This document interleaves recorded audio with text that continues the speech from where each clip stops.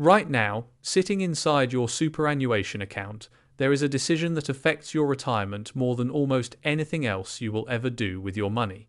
And the painful truth is that the vast majority of Australians have never actually made this decision themselves. It was made for them. The moment you started your job and your super fund was set up, you were automatically placed into what is called a default investment option.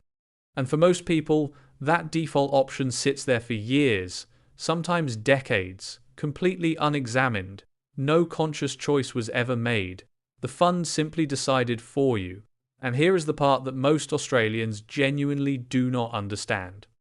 That default decision, made on your behalf without you even realizing it, can be worth or cost you hundreds of thousands of dollars by the time you retire. Not because anyone did anything dishonest, not because of some hidden scandal, but because the investment option that is right for a 25-year-old starting their career is very often completely wrong for someone in their 50s, and the investment option that suits someone 5 years from retirement is very often completely wrong for someone who has just started working. And the system, by default, does not always get this alignment right for every individual. So stay with me, because by the end of this video you will understand exactly what investment options exist inside your superannuation, how each one actually works, why the labels funds use can be genuinely misleading, what the right option looks like at different stages of your life, and the specific steps you need to take this week to check whether your super is invested in a way that actually matches your situation. Welcome back to Centrelink Insider AU. Today we are doing something a little different on this channel. We have spent a lot of time together covering the age pension, Centrelink entitlements, and the rules that affect your retirement income. But your retirement is not just about what the government provides. It is also about what you build yourself. And superannuation, for the vast majority of working and retired Australians, is the single largest pool of wealth they will ever have outside of their home. Understanding how it is invested is not optional if you want to retire well. If you are new here, subscribe right now because we are going to be covering more on investing, superannuation, and building wealth in Australia, alongside our usual Centrelink and pension content. This is information that affects every single working and retired Australian, regardless of your age or your current balance. Now, let us get straight into it. To understand why so many Australians end up in the wrong investment option, you first need to understand how superannuation investment options are actually structured. Every super fund in Australia offers what is called a default option, sometimes branded as My Super. If you have a super account and have never made an investment choice yourself, your super will be invested in this default option automatically. This is not a flaw in the system. It exists because the government requires every super fund to offer a low-cost, straightforward default product for the millions of Australians who simply do not engage with their superannuation actively. For many people, particularly those who are decades away from retirement and contributing small, regular amounts, the default option works perfectly well. The problem arises when people stay in that default option for their entire working life without ever checking whether it remains the right fit as their circumstances, their balance, and their proximity to retirement change. Beyond the default option, every fund typically offers a range of what are called pre-mixed or diversified investment options. The main categories most Australians will encounter are growth, balanced, conservative, indexed, and sustainable. Let me walk you through what each of these actually means in practical terms, because the labels alone do not tell you nearly enough. A growth option is designed for people who have a long time horizon before they need to access their money, and who can tolerate significant short-term fluctuations in their balance in exchange for higher long-term returns. Growth options are for those seeking high returns and prepared to accept potentially significant fluctuations. These options invest heavily in what are called growth assets, primarily shares, both Australian and international, along with property and infrastructure. The logic behind a growth option is straightforward. Shares have historically delivered higher returns than more conservative assets over long periods, but they come with volatility. In any given year, a growth option can post a strongly positive return or a meaningfully negative one. Over 10, 20, or 30 years, the growth approach has generally rewarded patient investors. But the key word there is patient. If you need to access your super in the next few years, or if watching your balance fall during a market downturn would cause you genuine financial or emotional stress, a growth option may not be the right fit regardless of your age. A balanced option, which is the default for many of Australia's largest super funds, sits between growth and conservative. A balanced option is designed to have medium-term growth with a balance between capital stability and capital growth, and may also have some short-term fluctuations. A balanced fund invests in a mix of both growth and defensive assets, aiming for steady returns. This is meant to be the middle ground, suitable for people who want meaningful long-term growth, but who also want some protection against the most severe market swings. And for a very large number of Australians at various life stages, a genuinely well-constructed balanced option is a sensible choice. A conservative option, sometimes called conservative balanced or capital stable, takes the opposite emphasis. A conservative option invests more in lower risk assets like bonds and cash, offering more stability but smaller gains. These options suit those seeking modest returns and who are fairly averse to fluctuations. This is generally the option that makes the most sense for people who are very close to needing their money, who cannot afford to see their balance drop significantly right before they retire, or who simply have a low tolerance for the anxiety that comes with watching investment markets move up and down. An indexed option follows a passive investment approach. Passive superannuation funds, also called index superannuation funds, aim to match, not beat, the performance of a market index like the ASX 200. This approach usually has lower fees and less trading, but your returns rise and fall with the market itself. This contrasts with actively managed funds where professional fund managers decide where to invest your money, research companies, follow market trends, and make changes to try to earn higher returns than the average market, which can do well when markets rise, but often costs more because it involves extra research and trading.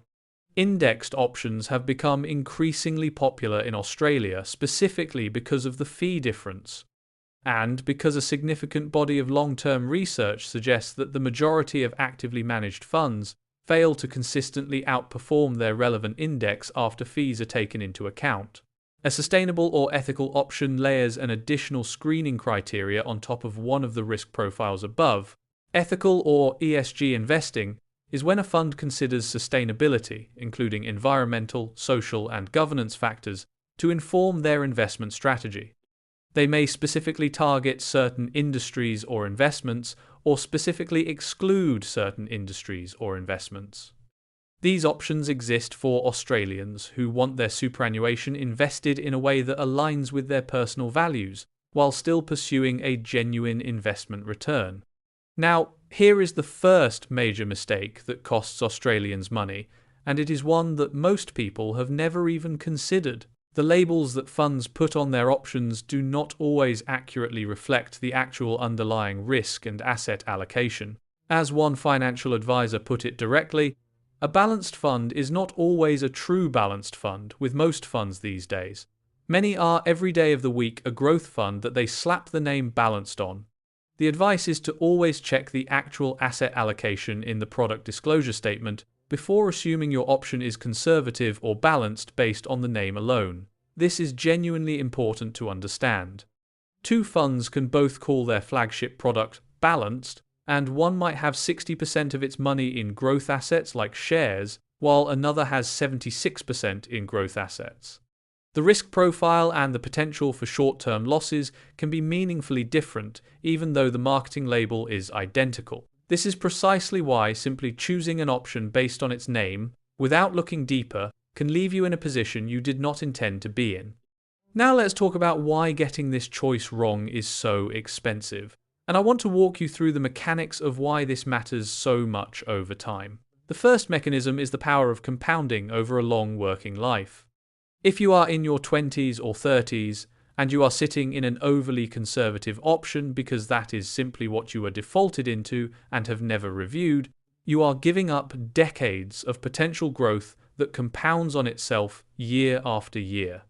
The Productivity Commission has estimated that a difference of just half a percentage point in fees alone can cost a full-time worker around $100,000 by the time they retire.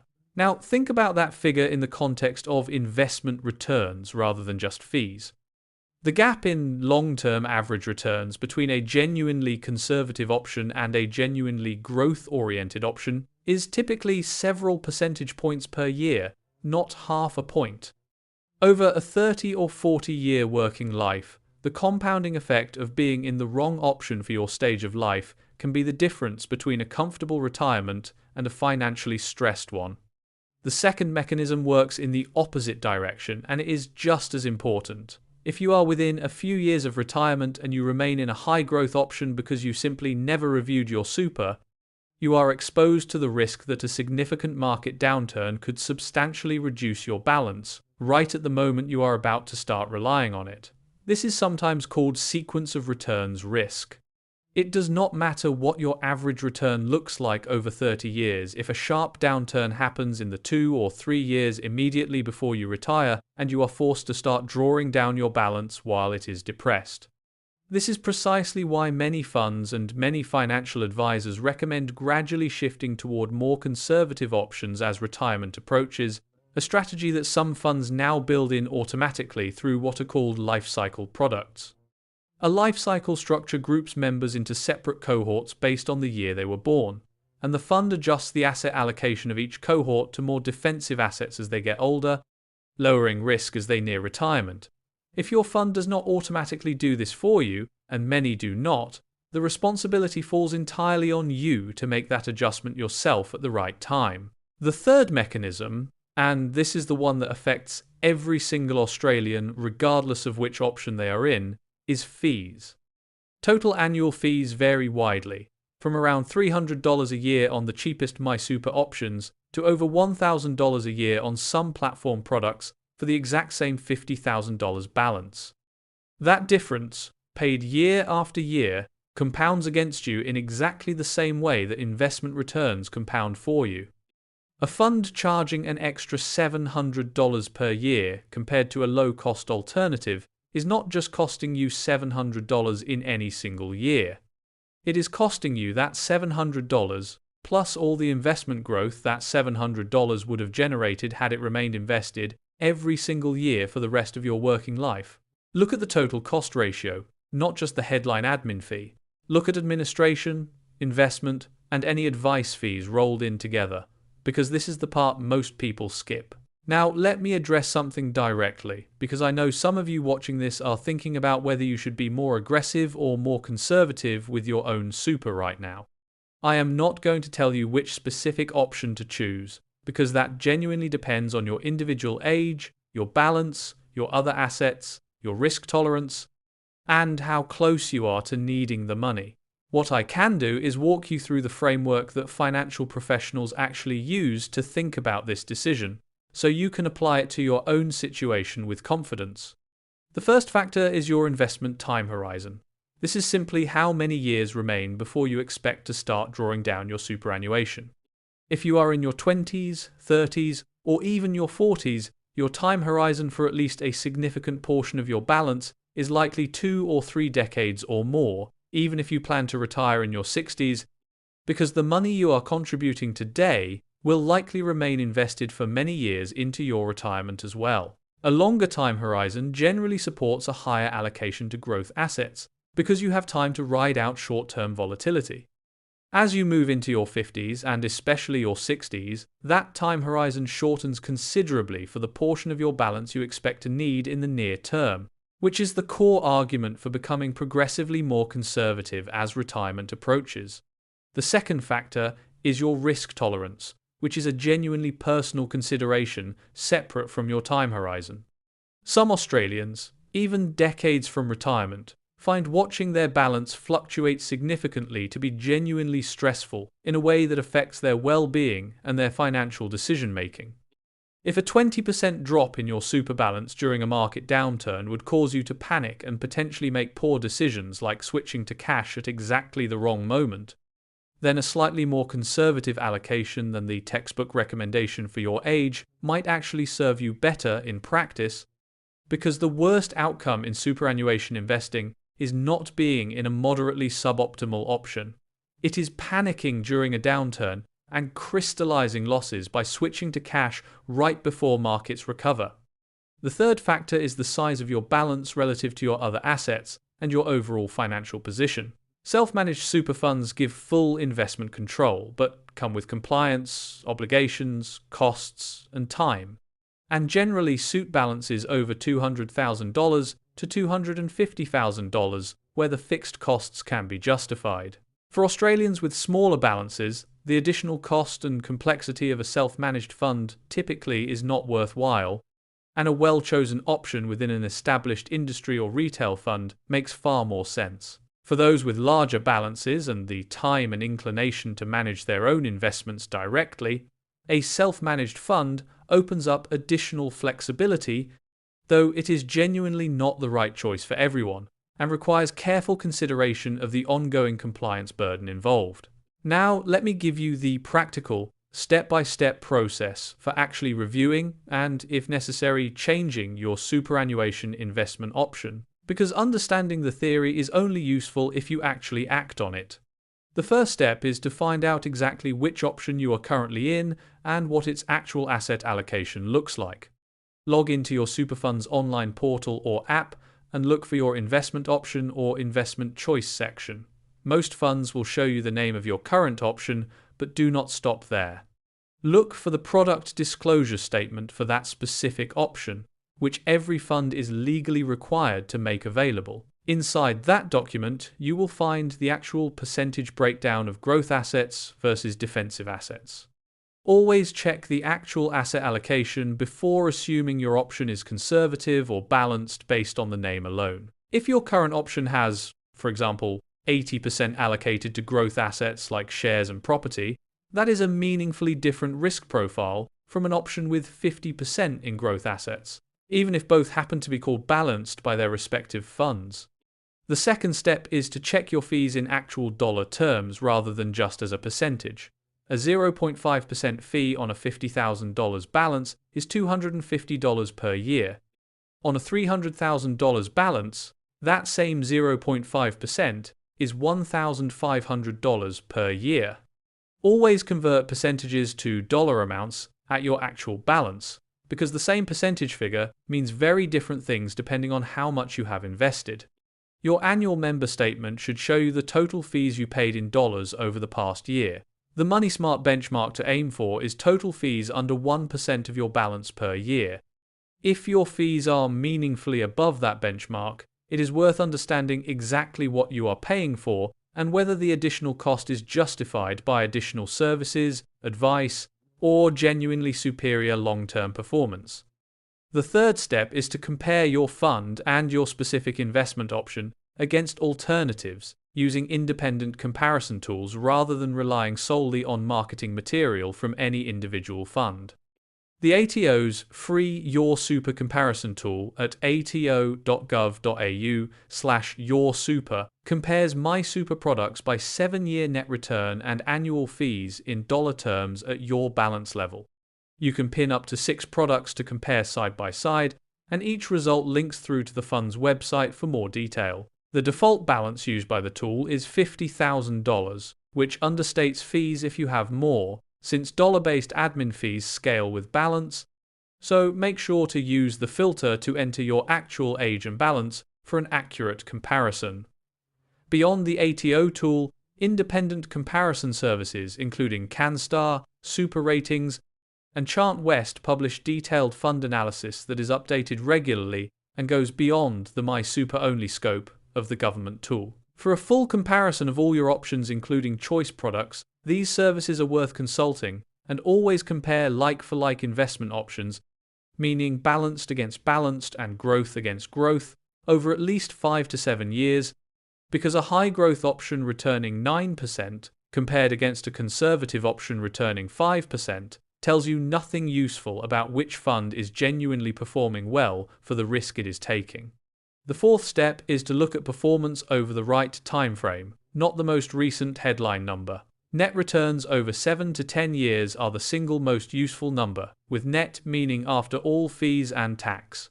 1-year returns are largely noise, since any fund can have a good or bad year. APRA's annual performance test uses a 7-year benchmark for exactly this reason, and long-term net returns are the metric that actually predicts where you will end up. If a fund or a specific investment option is being marketed heavily based on an exceptional single year of performance, treat that with appropriate skepticism and ask to see the longer-term track record instead. The 5th step is to verify that your fund and your specific product have actually passed the official regulatory performance test. APRA runs an annual performance test comparing each MySuper product against a benchmark based on its asset allocation. Any fund that underperforms the benchmark must notify all members, and a fund that underperforms 2 consecutive years cannot accept new members for that product until it passes. In 2025, all 52 MySuper products passed the test, and similarly, all 374 non-platform trustee-directed products passed. While a pass on this test does not guarantee a product is the best choice for your individual circumstances, a fund that has previously failed this regulatory benchmark, or that sits at the lower end of comparative performance tables, deserves additional scrutiny before you commit your retirement savings to it. The 6th step is to consider whether changing your investment option within your existing fund, rather than switching funds entirely, might solve the issue you have identified. Many Australians assume that if their current super arrangement is not optimal, the solution is to switch to an entirely different fund. But often the simpler and more cost-effective solution is to remain with your existing fund, which may have a perfectly competitive fee structure and reasonable performance, and simply change which investment option within that fund your balance is allocated to. You can typically change the investment options for your account in 2 ways. One is to change which options your whole existing balance is invested in, and another is to change how future contributions are directed, and most funds allow this switch at no cost. Before considering a full fund switch, which can sometimes trigger costs or complications around insurance arrangements held within your current fund, it is worth checking whether simply adjusting your investment option achieves what you are looking for. The 7th step, and this is one that genuinely surprises many people, is understanding that frequent switching between options based on short-term market movements is generally counterproductive. Reacting to short-term changes may reduce your super balance over the long term. While monitoring your investment performance is important, frequent switching between options may not benefit you in the long run. The temptation during a market downturn is to switch to a more conservative option to stop the bleeding, and then switch back to growth once markets have recovered. In practice, this approach tends to lock in losses during the downturn and then miss the early stages of the recovery, which is often when the strongest gains occur. The far more reliable approach is to make a considered decision about the appropriate risk level for your current life stage, implement it, and then revisit that decision periodically, perhaps annually, or whenever your personal circumstances meaningfully change, rather than reacting to every market headline. Now, let me address something specific to retirees and those approaching the age pension, since that connects directly to the broader purpose of this channel. If you are receiving the age pension or hoping to qualify for one, and you also hold superannuation in an account-based pension, the investment option you choose within that pension product affects more than just your potential returns. It affects how Centrelink assesses your income under the deeming rules I have covered extensively on this channel. Centrelink does not look at what your superannuation pension product actually earns in any given year. It applies a deemed rate of return regardless of your actual investment performance and regardless of which investment option you have chosen within that product. This means that for pensioners, the choice between a conservative and a growth-oriented investment option inside an account-based pension is purely an investment decision about preserving and growing your capital. It does not change how Centrelink assesses your income for pension purposes, because deeming applies the same assumed rate regardless of your actual asset allocation. Understanding this distinction matters because some retirees mistakenly believe that choosing a more conservative super investment option will somehow improve their pension assessment, when in reality the investment decision and the Centrelink assessment are entirely separate matters governed by different rules. Let me also address a question that comes up frequently from Australians in their 50s and early 60s who are getting closer to retirement and feeling anxious about whether they have made the right superannuation decisions throughout their working life. If you discover, after going through everything we have covered today, that you have been in a suboptimal investment option for years or even decades, the most important thing to understand is that the decision you make today and going forward matters far more than dwelling on past decisions you cannot change. Superannuation is not a single decision made once. It is an ongoing relationship with your retirement savings that benefits from periodic review and adjustment as your circumstances evolve. A 55-year-old who has spent the past 30 years in a perfectly reasonable, if not optimal, default option, and who now takes the time to genuinely understand their options and make an informed choice for the remaining years before and during retirement, is in a vastly better position than someone who continues to ignore the decision entirely. Now, let me bring everything together with a clear summary of what you should actually do this week based on everything we have covered. First, log into your superannuation fund's online portal and identify exactly which investment option your balance is currently held in. Then locate the product disclosure statement for that option to understand its actual underlying asset allocation rather than relying on the marketing name alone. Second, check your annual statement for the total dollar amount of fees you paid over the past year and calculate that as a percentage of your current balance to see where you sit relative to the general benchmark of keeping total fees under 1% annually.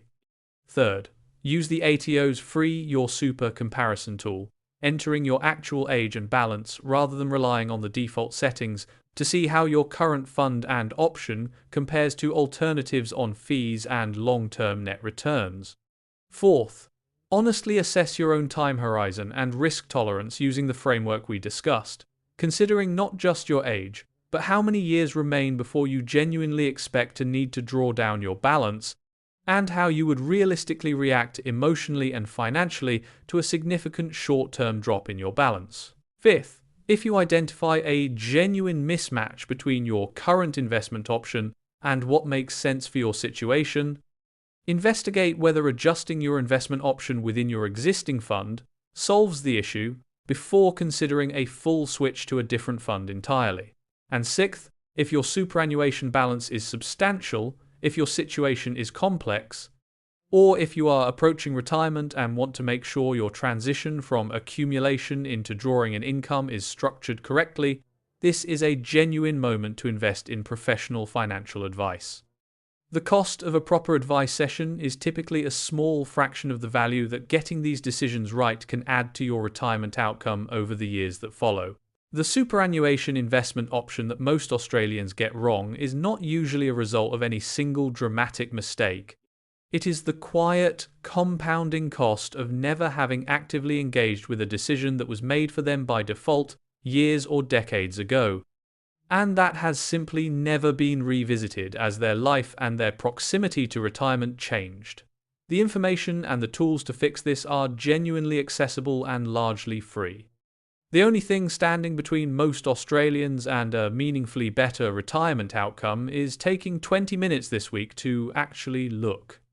If this video helped you today, please give it a thumbs up, because it genuinely helps more Australians find this information when they need it most. If you found this useful, let me know in the comments whether you have checked your investment option recently, and subscribe to Centrelink Insider AU, because we will be covering more on building and protecting your wealth alongside our regular Centrelink and age pension content. Share this with anyone you know who has never actually looked at how their superannuation is invested, because this single 20-minute check could genuinely be worth tens or even hundreds of thousands of dollars to their eventual retirement. Until next time, stay informed, stay protected, and take care of your future.